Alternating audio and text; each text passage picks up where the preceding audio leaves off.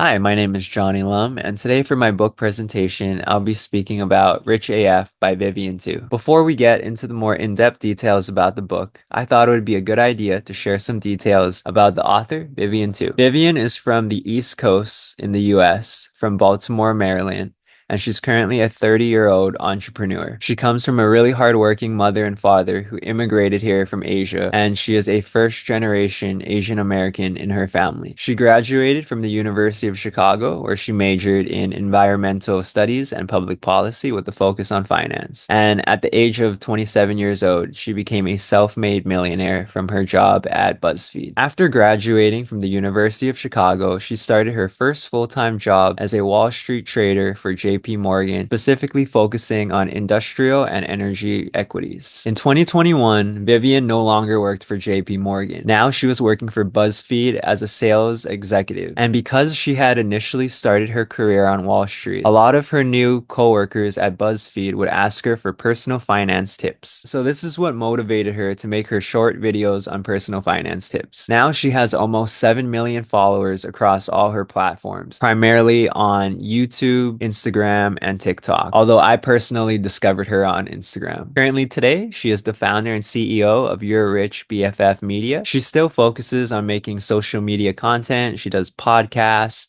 speaking events, and now she has a book called Rich AF, which is a modern day full roadmap on how to navigate your personal finances. And this is the same exact book I'll be presenting on today. Rich AF is split up into two parts with 3 chapters each. Part 1 is about you work hard for your money. This first half of the book is essentially about putting yourself in a better financial position. In the book, Vivian compares the US financial system to a game of Monopoly. If you actually read the entire Monopoly rulebook, you'll know that there are so many rules that most people don't use when they play, such as the loophole that uses leverage with the Monopoly bank to buy properties with money you don't actually have yet. But for those who do know the rules of Monopoly, and especially the rules that really matter, there's going to be a huge competitive advantage for those people. This is really similar to how our US financial system is set up. The chances are, if you weren't born into an upper class family, then you don't know which rules really matter, and even more so because personal finance is not a required part of our public education curriculum. You can only save as much as you earn, but you can always earn more. This is Vivian's mantra when it comes to maximizing earnings before creating a budget. She feels that as long as you're showing up to work and giving them your best and you have the results to prove it, you should always be asking for an annual raise. Asking for a $5,000 raise is much easier and requires much less effort than cutting out $5,000 worth of expenses from your budget. You can afford anything. You just can't afford everything. This is how Vivian feels about creating a budget. She provides a few different budgeting strategies that can work great for different types of people. And all of those budgeting strategies all have room for 1 or 2 non-negotiables that can really make someone's day. So don't worry, having a budget doesn't necessarily mean depleting yourself of everything that makes you happy. There's still room for that daily iced matcha latte. The second half of the book, part 2, is called Making Your Money Work Hard for You, which is about what to do with your money once you found a budget that works well for you and you have a growing salary. Everyone in life at some point needs to save up for a major long-term purchase.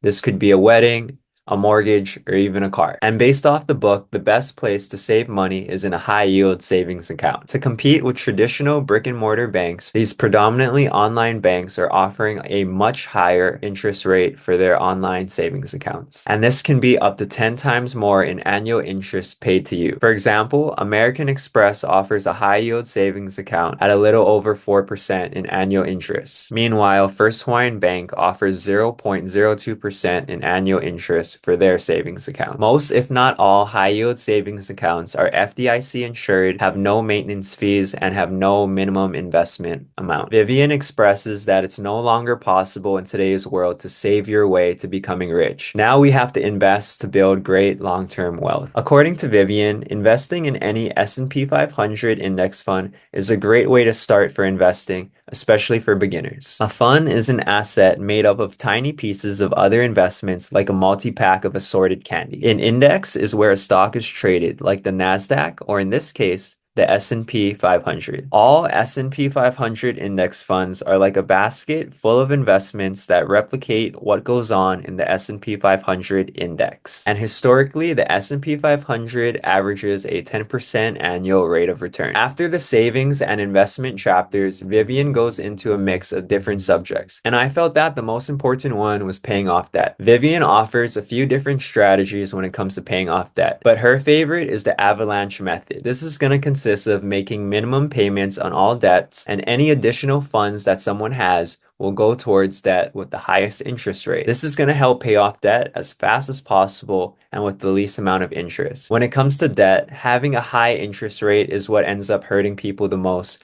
rather than the initial debt amount. With all that being said, I felt that Rich AF by Vivian Tu had a lot of relevance to myself and business. Understanding key principles on personal investing and budgeting can be transferred into a career overseeing business operations. Some concepts that are extensively covered in the book, like debt, interest rates, and negotiating, can all be transferable to the real business world. Managers who are more well in tune with the financial challenges of their average employee will be able to provide better compensation for them. After reading this book, I can really understand the financial difficulties that most people in this country have to face and overcome. As a future manager, I can use this knowledge to take better care of my employees and to help them reach their financial goals, which I feel is a whole lot better than throwing them a pizza party. When employees are happier, then there's a higher likelihood of the business succeeding long term. For my recommendation, Rich AF by Vivian Tu is the best well-rounded book on how to improve someone's personal financial well-being in the modern day. I would recommend this book to any young adult who has aspirations of financial freedom. Financial concepts in this book are carefully introduced in a way that feels approachable and with a lively, practical tone. My only negative critique of this book is that Rich AF heavily mentions how minorities are at a financial disadvantage to the point of it feeling almost forced and out of place. I totally agree that even in today's world, there are groups of people that are at a financial disadvantage compared to others. But I personally felt she mentioned it a little too much throughout the book. However, I still think Rich AF is the best personal finance book out there in the market today and is totally worth reading. Thank you so much for watching my book presentation, and I hope you consider reading Rich AF by Vivian Tu.